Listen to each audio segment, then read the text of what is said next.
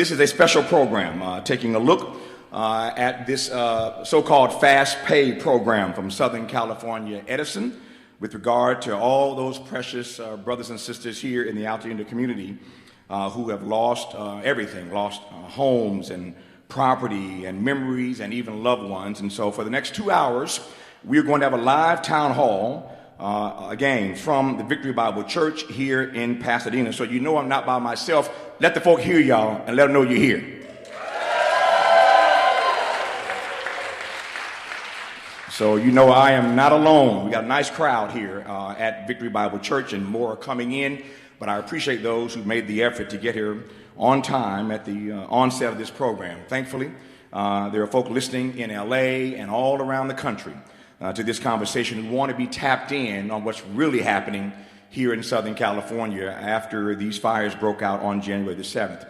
I am proud at KBLA Talk 1580 that we have made it our business. We assigned ourselves to make sure that we curated the show of record. And so every week on our station, on Saturdays and Sundays, there's a program that we broadcast called Conversation Live, Altadena Rising. It's hosted by my colleague James Farr, who will moderate the second hour of this town hall. I'll take it for the first hour and pass the baton to James Farr, who will take the second hour. We have some amazing panelists you're going to hear from over the next couple of hours. But we are proud, I say that with humility, we are proud to be the media outlet in Southern California, covering all things the Altadena like nobody else. There is no other media outlet who has a program every single week covering all things the Altadena. So we take our mission seriously to be the voice of those in this particular community, and I'm grateful to my colleague James Farr. Again, you'll hear from him in the second hour, who hosts that program every single week. Before I jump right into our conversation, I don't want to belabor the dialogue. I want to make the most of this hour that I have. Before we do that, let me ask you to thank the senior pastor of this church, Pastor Jonathan DeCure, for allowing us in his space today. Please thank him. I appreciate Pastor DeCure and Trish and the whole team. They've been so kind to work with and to welcome us into this space. I can tell you what I know, not what I heard. When Edison heard that we were coming here, I'll tell you about that in just a second, more about it, but when they heard we were coming here, I can tell you what I know. They called this church trying to press. And I thank Pastor DeCure for standing firm and allowing us to be in this space today. Please thank him once again for not bending and not bowing and allowing us to be in this space for this conversation. Pastor DeCure, we thank you for allowing us into this space, Victory Bible Church here in Pasadena. Let me also ask you to thank the sponsor for this event, the Black Freedom Fund. Please thank the Black Freedom Fund for being the sponsor for this conversation today. We are grateful to Mark Philpart and the team at the Black Freedom Fund for their support in making this conversation happen. So, right quick, we are gathered here tonight to really slow down what they are calling a fast pay program. Edison calls it a fast pay program. We're going to slow it down, though. Get to the facts, get the truth, and find a path forward for this community. I have said a number of times over the past few days that fast don't mean fair. Because it's fast doesn't mean it's fair. So the point of this tonight is to give the audience gathered here inside this church, and more importantly, the audience listening wherever you are in this country right now, a better understanding of what this settlement fund is and what it is not. Before I do that, let me just suggest to you that we are in the throes of a tete-a-tete, if you will, with Southern California Edison. They promised us in writing days ago they would be on this panel tonight to answer our questions. 72 hours before this gathering, they reneged on their commitment.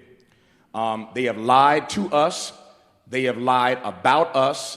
They have lied on us at KBLA Talk 1580, and you ain't going to do that on my watch. So the lying and the obfuscation, the gaslighting is not acceptable. And if this Black Talk station is about anything, it's about making sure we represent the best interest of our people. We will not allow people, anyone, to push an agenda that is antithetical to the best interest of our community. And so we're going to hold Southern California Edison accountable. We have been sending emails and phone calls into Edison, specifically to Mr. Pedro Pizarro, and we're gonna stay on top of that. They said today in an interview that you can read online for yourself in Pasadena Now. They said that they're not here tonight because we have trial lawyers present, and they don't want to be anywhere where there are trial lawyers. Now, legally, I understand that. But Edison was made fully aware that there would be no trial lawyers tonight at this town hall. They were told that, they were given evidence of that. And I said today on our station that there are only one or two or three ways to look at this. If I tell you that there are no trial lawyers and you don't believe me, then you're calling me a liar. We are a reputable news and talk radio station. We don't lie. Our integrity is more important to us than anything else. So one, you're calling me a liar. Number two, you don't care about the black residents of Altadena. Or number three, there's another reason that you didn't show up. I think it's all three. They don't want none of this smoke. And that's why Edison continues to advance this lie about trial lawyers being here tonight. So before I start, I want everybody who has a cell phone to take it out right now. Take out your cell phone, every single one of you. Take out your cell phone. Just do Tavis a favor right quick. Take out your cell phone. Aim it toward the stage. Come on, y'all, work with me. Aim it toward the stage and take a picture of my panel. I want you to note that there's an empty seat right here in the middle. That empty seat is for Edison. Yeah, thank you, Brother Brandon. You in the wrong chair. I thought he'd get the message at some point. That empty, now, retake your photos, please, now that Brandon's in the right place. I want you to take these photos right quick, and at some point in this conversation, whenever you get time, I want you to post the photo that you're taking. I want you to hashtag it KBLA, hashtag it SCE, and hashtag it no trial lawyers. Hashtag it KBLA, hashtag it SCE, and hashtag it no trial lawyers. There are no trial lawyers on this stage, and there will not be for this conversation. So what are your excuses now, Edison, for not having shown up tonight and not believing us when we told you that you were welcome here? We wanted to ask you all the tough questions. There'd be no trial lawyers on this stage. Thank you, audience, for doing that for me. I mean that sincerely. It's very, very important in this era of social media that we use the capacity, the power we have to get the message out. We have an almost full crowd in here on the main floor. So please do that. Take that photo, push it out, KBLA, SCE, no trial lawyers, so they get the message. Now, let me hasten to jump right into this conversation. I'm going to introduce these panelists one by one as I get to them, but I want to start by giving you a sense of what I have read in this settlement fund. And then I got an expert here who has written a report about this settlement fund, and we're going to let Andrew Wessels break it down a little bit more for about 10 minutes, and then I'm going to get the rest of the panel involved in this conversation. But I want to spend just about 10 minutes here with Andrew to give you a sense of what this settlement fund is and what it is not. Of course, if you are a survivor, if you are a victim, you need your own lawyers. Every one of you knows that.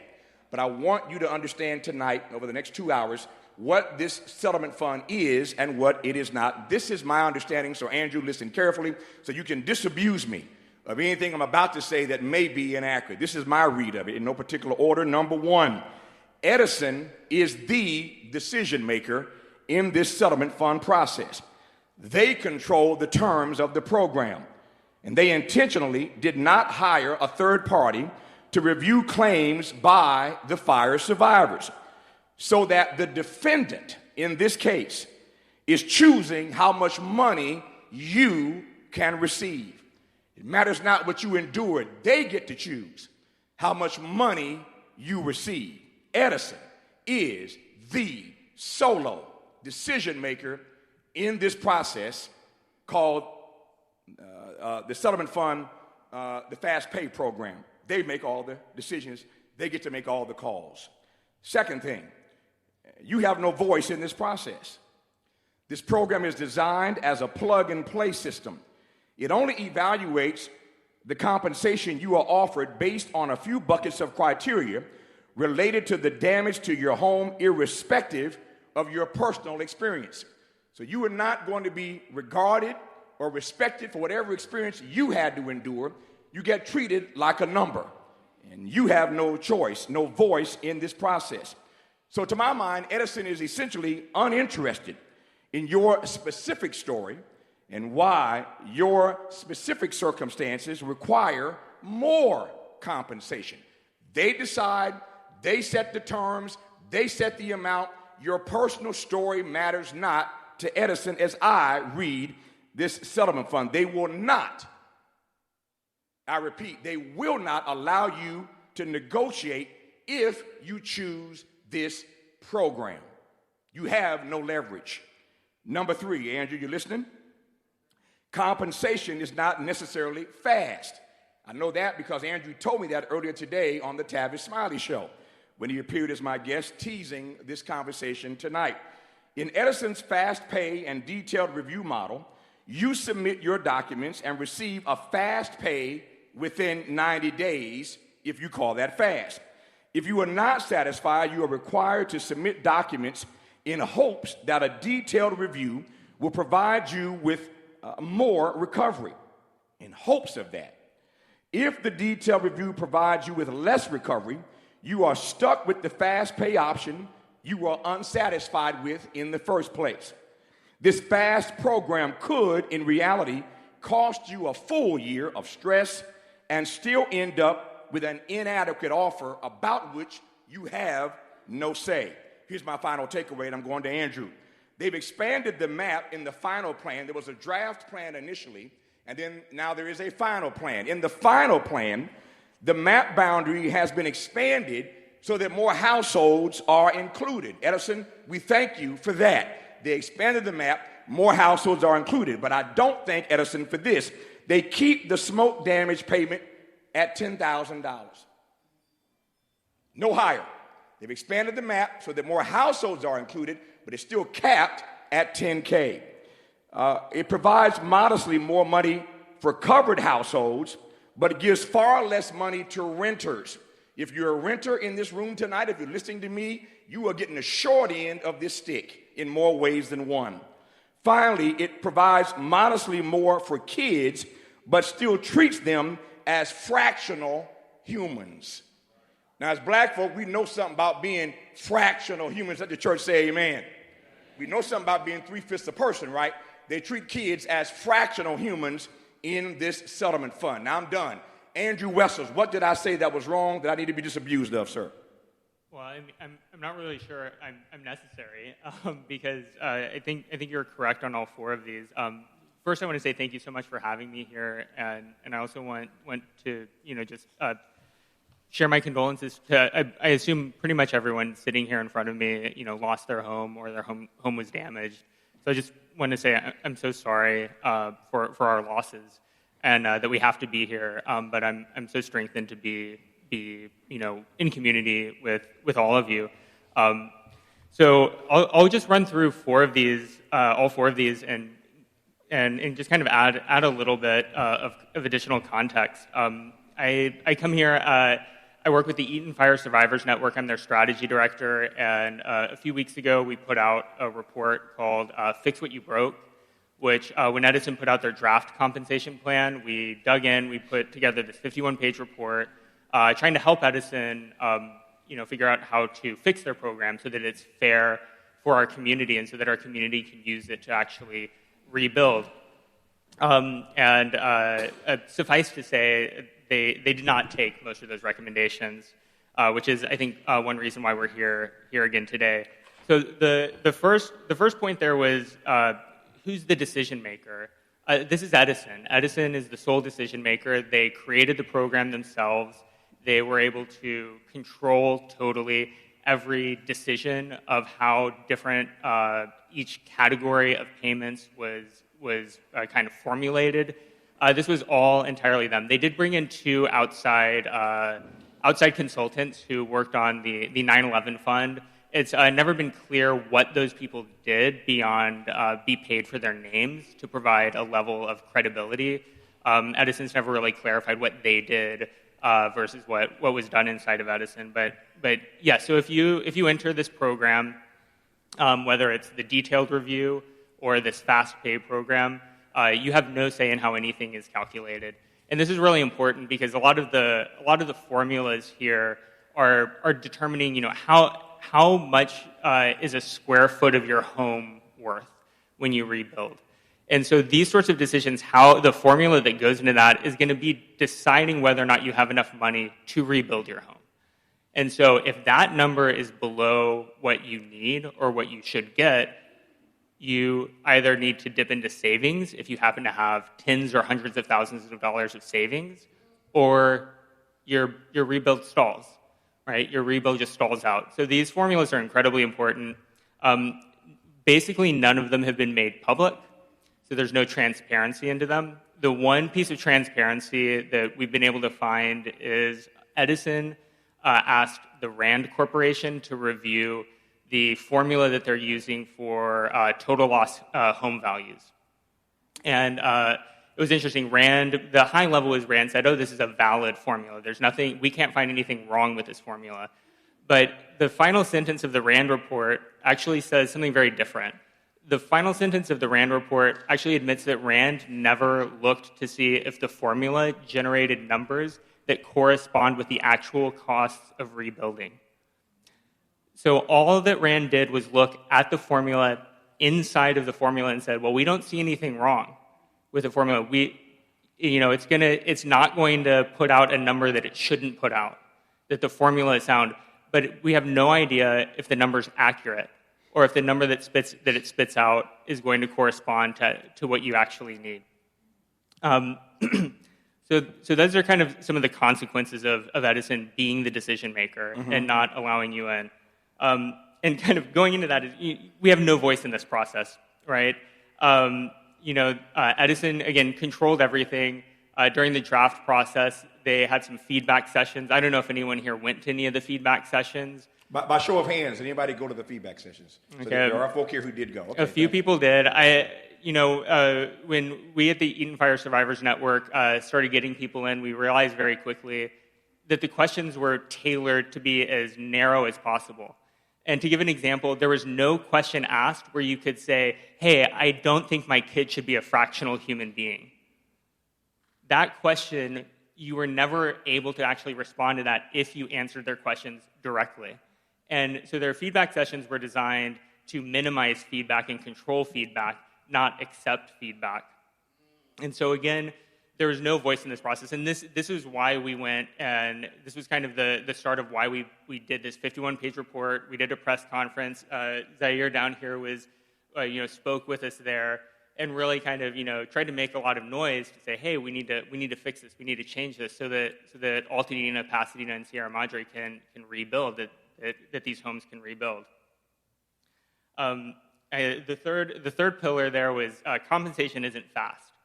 So, our community is really facing some challenging kind of immediate needs. Department of Angels has put out reports in the last few weeks that upwards of half of displaced survivors are in danger of losing their housing. And we're entering the holidays.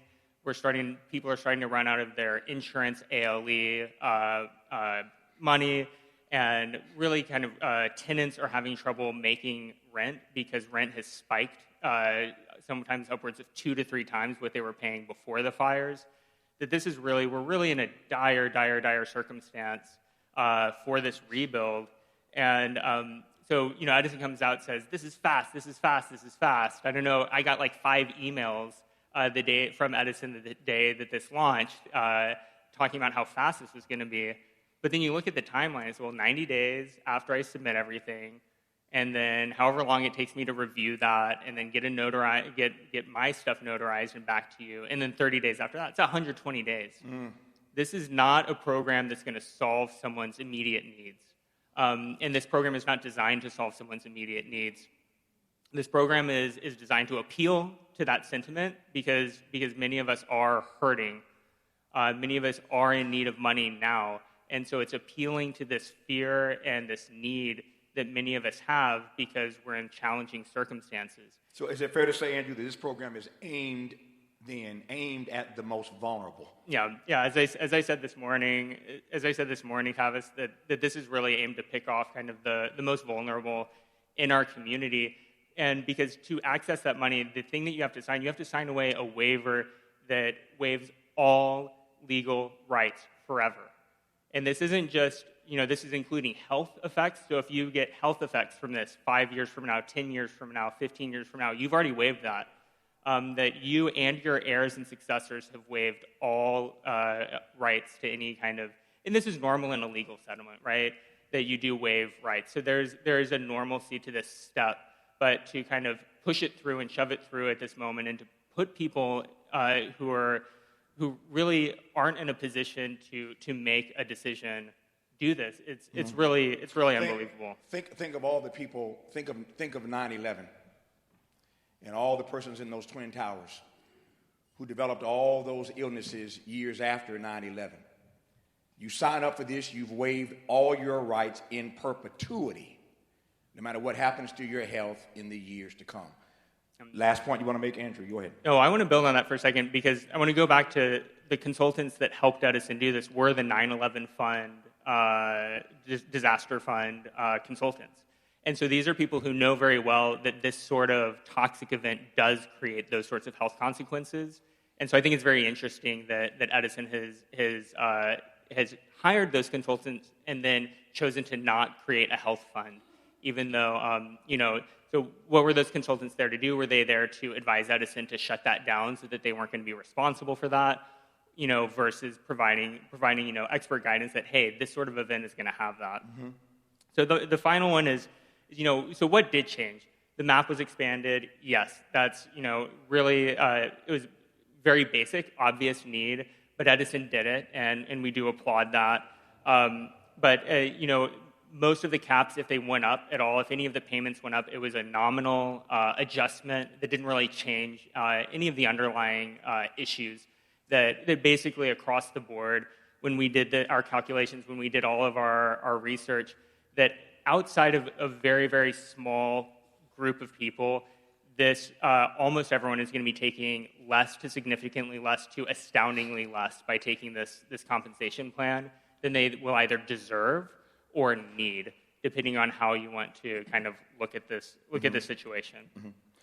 Let me ask you to thank Andrew. Please thank Andrew Wessels. As he mentioned, he is the strategy director for the Eaton Fire Survivors Network, where he co-authored this report, Fix What You Broke. I love the name of it, right? Fix What You Broke. He's the co-author of that. Andrew, is that report available for people who want to read it in its entirety? Yes, it is. It's at efsurvivors.net. efsurvivors.net. Okay. If you want to read that in its entirety, as I have, it's a fine report called Fix What You Broke. What Andrew didn't say, and I love his spirit, he started his remarks by offering his condolences to all of you in this room, as do I, who have lost in this process. What he didn't say was that he lost too. He is a survivor himself, so please thank Andrew once again. All right, to the rest of my panel, and I got a good one here. I see Brandon Lamar, the president of the NAACP. Please welcome Brandon Lamar. You heard Andrew mention Coach Zaire Calvin. Please welcome Coach Calvin. And our dear friend, Dr. Echelle Williams. Please welcome Dr. Echelle Williams. Mr. President, our president, not the other guy. Tell me what the NAACP is saying in this space, helping people to understand the situation that they're in, and how to go about making sure they have all the facts before they make whatever decision they make. I recognize, as do you, Brandon, people have agency to do what's best for them and their families, and I dare not tell folk what to do. I just want to give you the facts. As we say at KBLA Talk 1080, measure twice and cut once. Measure twice and cut once. So our job is to make sure you have all the facts, hence this town hall meeting. But I'm curious as to what the NAACP is offering in terms of guidance to help people navigate this treacherous terrain, Mr. President. Yeah, so Good evening, everyone. For me, I have to be honest and say that if we are going to tell people and give people a push not to take it, we also have to make sure that they have the resources in order for them to survive. And that is so real because people do have to pay rent. And we just did a rent relief program, 200 applications, and almost every single application, people are paying 2 times what they were paying before. And 60% of those people are now unemployed. So there's a real issue that we're dealing with in our community. But the one thing that I do want to say is that you have to look at what people are not saying. And the thing that I watched, and I just wrote it in my notes right now, it's very interesting that Edison wants to take and give you a settlement, but they didn't give a county the settlement. PUSD, who is also suing Edison, hasn't been offered a settlement. So if they're not offered one, why should you take one? Come on, Brandon. They have more damages than all of us. And if they're not taking them and they're not in line for this, why should you take it? And that's the part that I'm looking at the most, is that all these agencies, all these government agencies are also a part of this lawsuit, but they're pushing for people who are most vulnerable to take this settlement as if they're giving you a handout. The real problem is our community has never asked for a handout. We've only asked for what we deserve, period. And Mr. Smiley, you made a point that I think a lot of us overlook, and I'm not going to say too much because I know Dr. Echelle and Zaire are going to preach today. But the point that you really made that I think people have to understand is that anytime we get into a situation like this, the first thing they want us to do is sign over our rights. Fast. Quick. Yeah, in a hurry. And in a hurry. As I say, sooner than right now and quicker than at once. And that's what we're looking at in this, because as you also alluded to, what we also tend to do is feel and make decisions based upon how we feel right now, what's happening right now. But what about the cancers that's going to come up in 5 years, 3 years?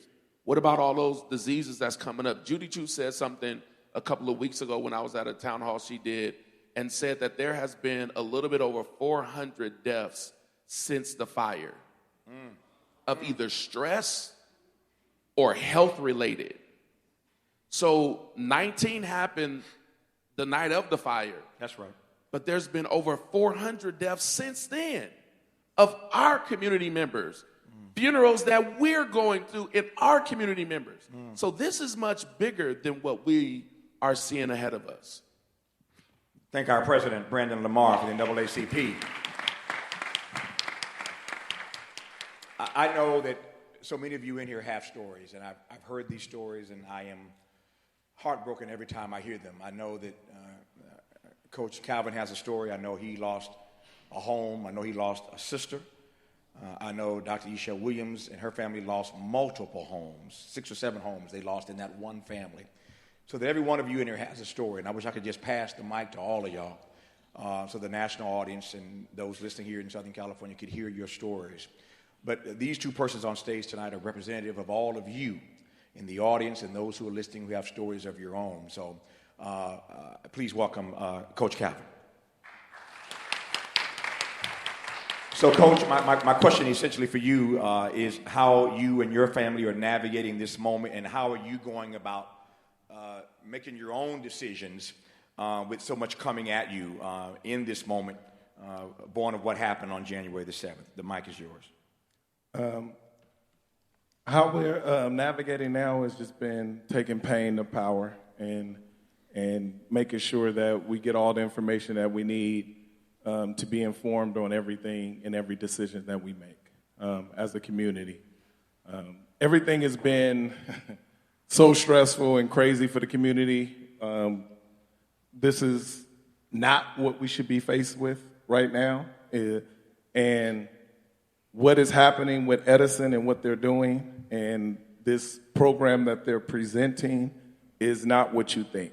So I'm going to explain and break down some reasons why. For any of those who at any point, need what they're offering, and you think you should take it, I understand.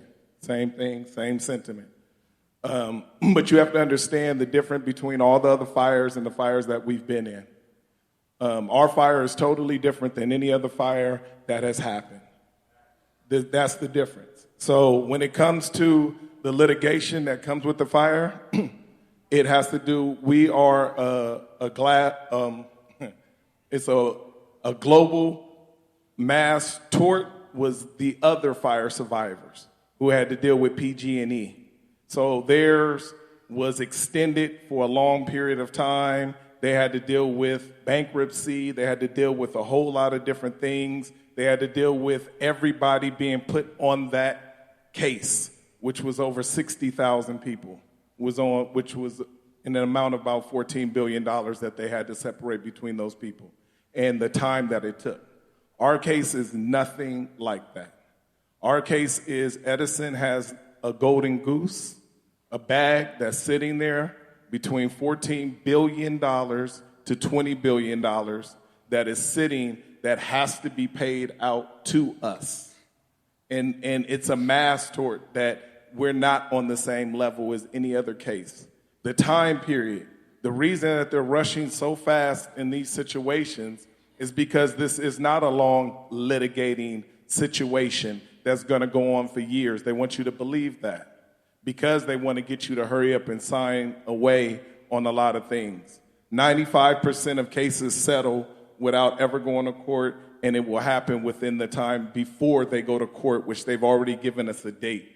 So you guys have to understand that. That date is already in 27. So again, the extension of what they're going to do also is when you're going into all these different filings and stuff like that, you still have to prove your case to Edison. That's the part that's insane. To the same point, they know they burnt you down, they know they took everything from us, but you still have to prove and show that you can get the max amount that they're offering. So again, this is another way to mitigate costs. All this is business, whether it's the insurance companies or whatever. We're specifically on Edison, but it's to mitigate cost ahead of time. Get people, like Brandon said earlier, get people while they're hurting. Get people not to believe that that money is not available there for them.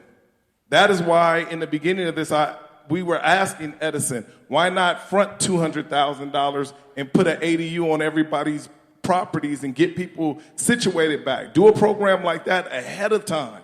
Do something that actually, that's why I wanted Edison here so bad. So bad. So did I, Zaire, so did I. And it was to ask intelligent questions. The other part that bothered me about them not even being here is they treated us like it was going to be some kind of circus show or something like that, how they treat when black people have... Let me jump in right quick. What they said was, in addition to not being here because they thought plaintiffs' lawyers were going to be here, they didn't want to be a part of something that was Jerry Springer-ish. See, and that's what they said. And I'm not biting my tongue on it, and that's why I wanted to put it out there. So they didn't think it was going to come from college-educated, survivors who really care, who are actually matter in the community. They thinking that you're going to come with some ignorant talk. And it was just questions. Because the only questions I have for them is why don't they present a program where they actually make people whole? The project that they're giving is 53 to 73%. They know that. They're giving you a percentage of what whole is when you've lost everything plus your pain and suffering. So that means 100% plus is what we deserve as a community. So that's the part that we have to really be clear on. We have to really be clear on. And a lot of philanthropy has helped a lot and stuff like that on the side. And I know there's so many families struggling.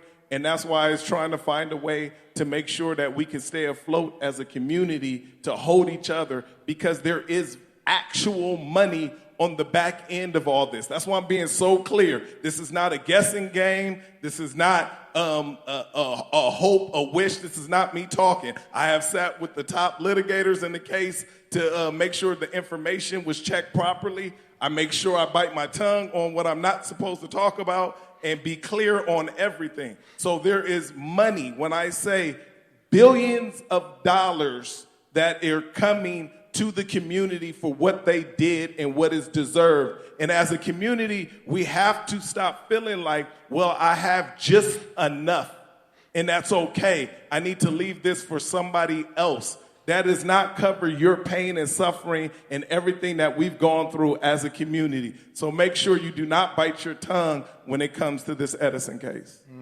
Please thank Coach Calvin for being here. Andrew, I want to come back to you right quick. There is, as I often say, there's no naivete in asking this question, but I want to ask it anyway since Coach Calvin put his finger on it. Why is Edison not interested? Why does this settlement fund not address making people whole? Why is it just a relative percentage of what they lost? Well, I mean, it's because it's a business. It's a stockholder, publicly traded business. You can go and buy Edison stock and be a stockholder. And so everyone who's involved is those first two tentpoles were that Edison chose everything and that there was no voice for the community in there. And that means that everyone involved with building this program has an actual responsibility, a fiscal responsibility to prioritize the value of the stock for the stockholders first and foremost.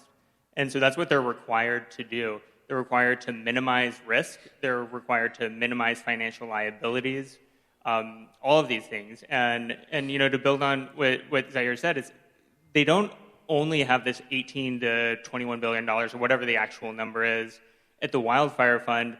The governor also recently signed a law saying that any amount over that is going to be not paid by stockholders and the equity of Edison. It's going to be added as a surcharge to ratepayers.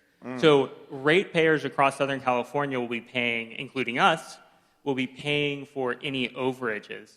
So Edison as a company is totally insulated itself from actual financial liabilities, which is the job of the people who created this program. Yeah. And can I add to that real quick? Sure you can. Exactly what he said, and I just want to make it in layman's terms. It means Edison will not pay a dime out of their pocket. The money that they have, they will not pay a dime out of their pocket. They will not take a loss. The fund that is created is what we put in our taxes and what they put in. They don't have insurance. This is their insurance. Yeah. So I'm just being clear in all these details so you guys know the actual facts. Let me put a finer point on this. This is a bright audience. You already get this. But it's worth saying even more clearly. Whatever money you are going to receive is already your money. Just think about that. This is what you put in. Whatever you're going to get, it's already your money. So why do you have to fight to get access to your money? And if it's your money, shouldn't your money make you whole? This is your money in the first place? I digress. Dr. Echelle Williams is here, and I've had the honor of talking to her a couple of times, given the tragedy that her family endured, as so many of you endured on January the 7th. And I want to make sure I got my facts right. I'll let her tell the story right quick. Echelle, how many homes lost in your family? In my immediate family, there's 4. 4. That's a lot of homes. My godmother lost her home. A host of friends and family also lost their homes. And that's not including the homes that didn't burn, that were impacted still. Yeah. So tell me more about how your family is processing this moment. And people have options. There are options to choose lawyers. There are options to go with this settlement fund. Not getting too much in your business, but give me a sense of how your family is navigating this terrain. I think from the beginning, we've decided that we weren't going to do it alone. I don't have and we don't have time. I don't have time to become a lawyer and go back to school to do that. I don't have time to, learn, be an architect, or anything that it takes to rebuild what is my life. So doing this in conjunction with individuals that have been here, that have done it before, that know it far better than I do, because right now, I'm the walking unwell. The walking unwell. Right? Yeah. So I look good because that's what I'm supposed to do. But when you talk about being the working unwell, the walking unwell, the willing unwell, then it means that I'm here and I'm present. But as a mental health professional, I understand my brain is not online with anything that's happening or that is going to happen to me. So when you give me the fine print and you say, hey, does this sound good? A lot of stuff sounds good because I'm unwell. But is it the right thing for me? Is it working on my best behalf? Is it just? And when you think about me being in pieces and not putting me together so that I'm whole, I just get to stay in pieces and you never ask me how I'm doing because what they're offering doesn't ask me at all. It asked an object. It asked the house, how are you doing? And the house said, I burned down. So what I understand and know is that the home that I lived in doesn't heal me. The people that I lived with in my community does. And it doesn't ask us, the people, how we are. It just says, sign this and I'll give you this. Well, I'm not for sale. And I'm not willing to trade. So as my mental health is suffering, and it will continue to suffer, just had a conversation in this building that said my 11-year-old son will far outlive me. And if he ends up not mentally well as a result of the trauma, he doesn't have a mother to take care of him, nor will Southern California Edison. So how could I imagine setting him up for what I promised was a good life, working really hard, for him not to be able to take care of his mental and physical well-being as a result of something that's not his fault? So from the beginning, we have partnered with lawyers that not just started doing Wildfire because it was popular, but have done that for the existence of their career. People that can advise me, that ask me the questions that I don't know to ask, that make sure that they see me. I think as a Black community, for a long time, people talk about not seeing color. And so what I say is, what you don't see me? Because in order to see me, you do see that part of me, and you acknowledge it. And you acknowledge it over the years. So when I become, a senior, then you still are going to acknowledge that in 2025, actually, I went through an experience that changed me. So when do we begin to think about that part of the process? You got 4 tenets that this is based on, and I'm not considered in any of them.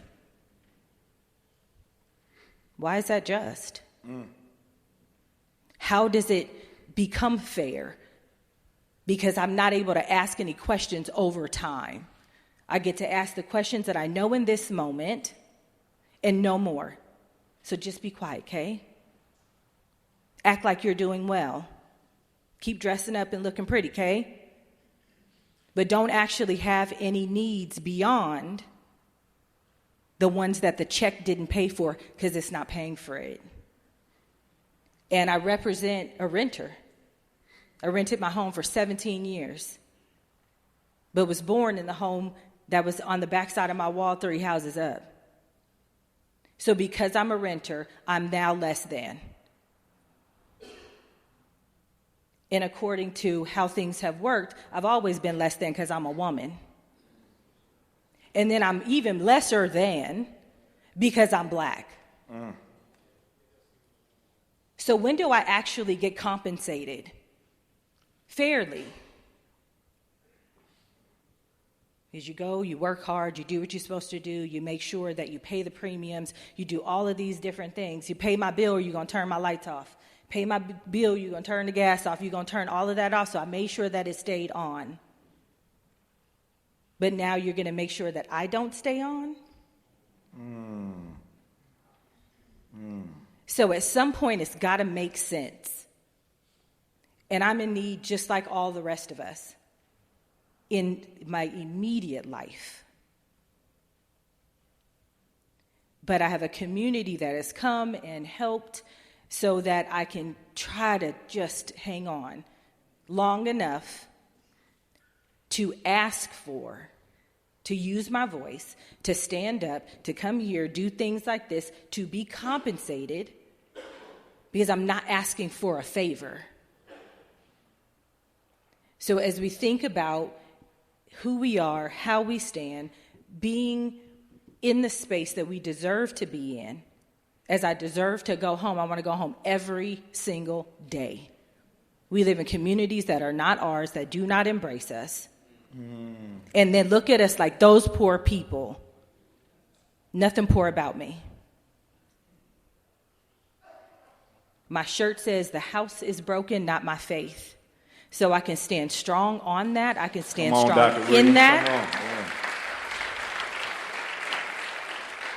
And as I stand with all of you in whatever decision you decide to make, whichever decision it is, ask for the help that you need. Yeah.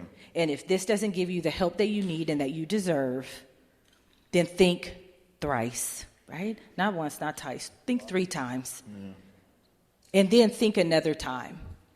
And if you're stumped, ask 3 more questions. What is it going to do? When is it going to do it?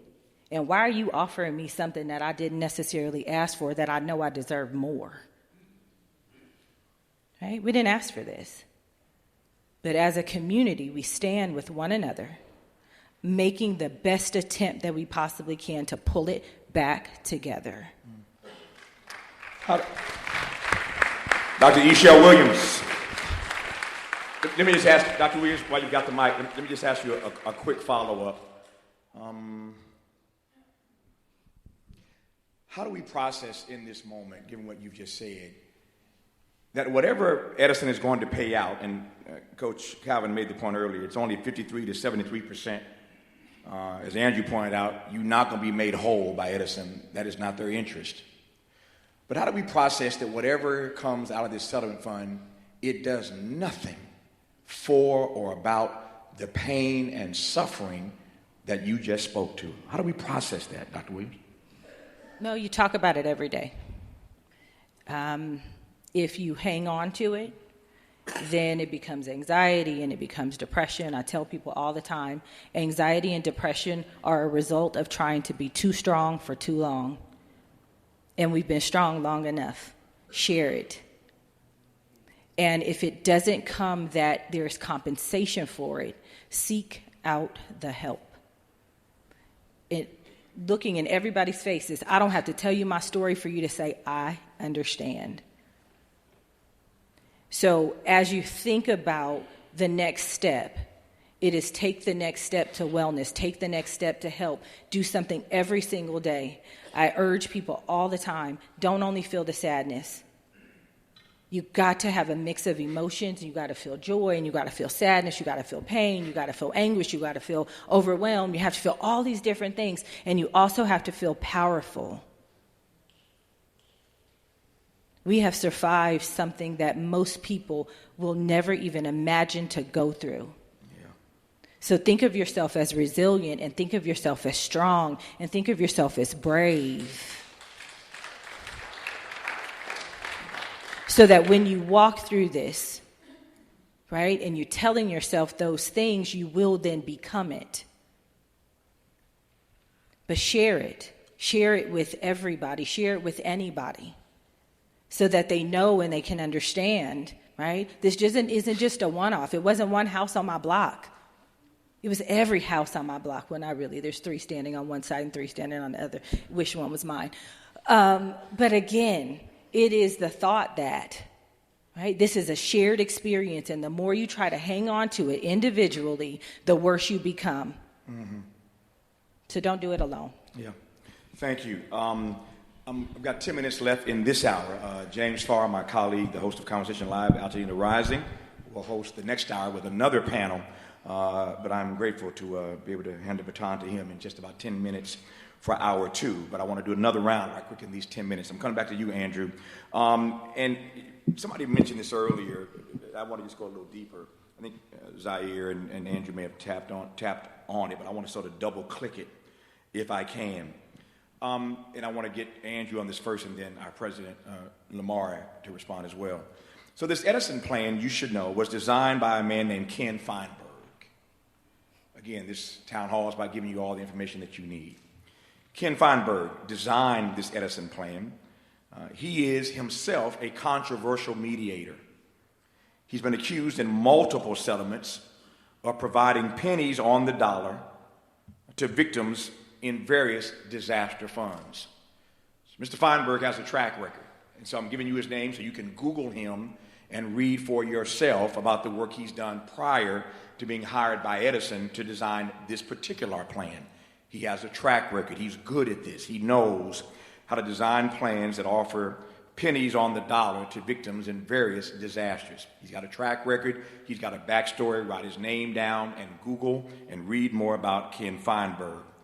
But no matter how much you Google, how much you search, you are not going to discover how much Edison is paying Mr. Feinberg, because they've not disclosed what they're paying him, what his deal is for having written this settlement fund program.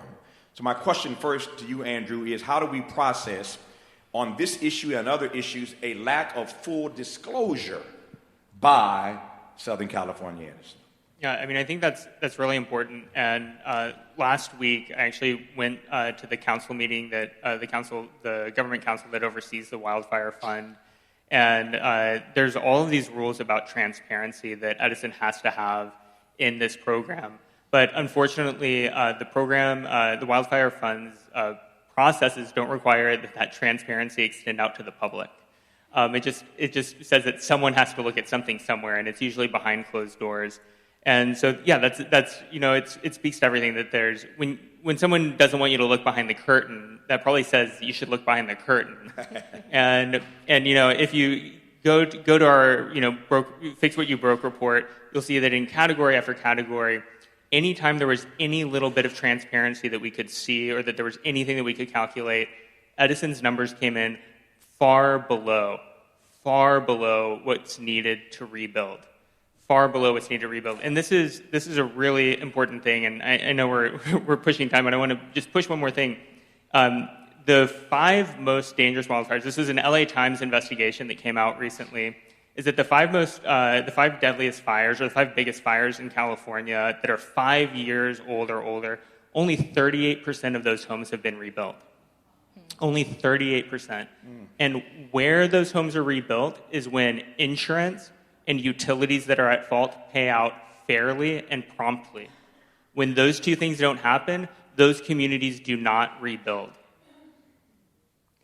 And that's really kind of what we're facing here. And Edison is, by not having this be transparent and by it being clearly below what is necessary to rebuild, this is a significant problem for our entire community as we try to start hitting these numbers and start getting homes back up and businesses back up, because that can stall out. And if Edison doesn't do what is necessary, it will stall out.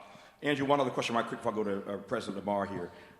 In addition to co-authoring this report that I want you to read called Fix What You Broke, it is this community advocacy group's report on the settlement funds. I want you to read everything about what they have to say in this Fix What You Broke assessment of the settlement fund. Read it for yourself. Don't take my word for it. But what Andrew also did that he didn't mention was he analyzed 500 stories to produce the State Farm files documenting State Farm's illegal claims practices. I wonder if you might say a quick word, Andrew, about these insurance companies that you just referenced. Yeah, of course. So last month, I've referenced the Department of Angels report that came out. 70% of Altadena or Eaton Fire and Palisades Fire survivors are facing delays and denials from insurance. That means that we don't have the money we need to remediate and or rebuild our homes. that insurance is required to pay us by our contracts. And so we did this report back in the spring, and kind of, just started hearing people say, why isn't insurance giving me money? Why isn't insurance paying what I think they're supposed to pay? And we gathered 500 of these stories, analyzed them, and actually found out, mapped them to actual laws that State Farm was breaking, and submitted that to Ricardo Lara, the head of the Department of Insurance. And we got State Senator Ben Allen and our state senator here, Sasha Perez, to push. And so now there's an actual market conduct investigation, an investigation into State Farm's illegal practices that the Department of Insurance is currently doing because they are not paying us what we need. So if insurance is already not paying us what we need, right, and then Edison is coming in and saying, we're going to pay you a lot less than what you need, people are going to be hitting walls hundreds of thousands of dollars short of a rebuild. Nope, that's what I mean by not being made whole. President Lamar, how is the NAACP processing the transparency, the openness, or lack thereof from Edison? Yeah. So, there is no transparency. This was created, and then they did town halls that you can only ask questions about what the information that they gave you, but there was nothing to ask you what you needed. So I think that's a lack of transparency right there as well. The thing for me is that I consider this, what we're hearing and what we're seeing, this is, and I'm not a judge or a lawyer or anything, not even trying to be one, but I have watched a couple of First 48s. And what this looks like to me is a plea deal. And say that again. Looks like what? This looks like a plea deal. A plea deal. And the judge is all of you. Here's what I mean by that, is that, and this, I'm not telling nobody what to do. This is your life. You have to make the decision for yourself. But what this looks like to me is that this is a plea deal, and if you judge based upon the plea deal, that if half of the people in here actually accept it, they can actually go to court and say, hey, look, we tried. And that does not serve our community. So you do have to do what's best for you. Yes. But they're not paying what they actually need to pay to make everybody whole. And only you know what it costs to make you whole. That's right. The last thing I'll say is this. The biggest thing for me, and this is the problem that I'm having right now, and this is what we're advocating for right now, there is not a percentage that they can give us of black families who have applied for permits and who have been approved for permits. I have asked the county multiple times, give us the number. We know that there have been 400 some permits that have been approved already, but there is not a number to tell us how many black families have been applied or even approved. This is concerning to me because if you don't give us the numbers and those demographics are not in there, then we lose out. Yes. We need those numbers to be able to advocate. We need those numbers to make sure that our community that was Altadena before, that everyone in there is able to rebuild. The craziest thing, and I always say this, the mayor of Maui says something that sticks with me all the time. You know that we have done every single thing impossible that we can if everybody who wants to rebuild is able to rebuild. That's right. And I think that's the same thing that we have to have in our community. And so it is us standing up for families like you all and Zaire, Dr. Echelle, and allowing our voices to come together so that we can stand for each other. Yes. I got a minute to go. Coach and Dr. Williams, you see that big clock on the wall back there? Yeah. You got 30 seconds each to answer this question. How are you sustaining your hope? Sustaining my hope is the community which I want to serve and be a part of and been a part of.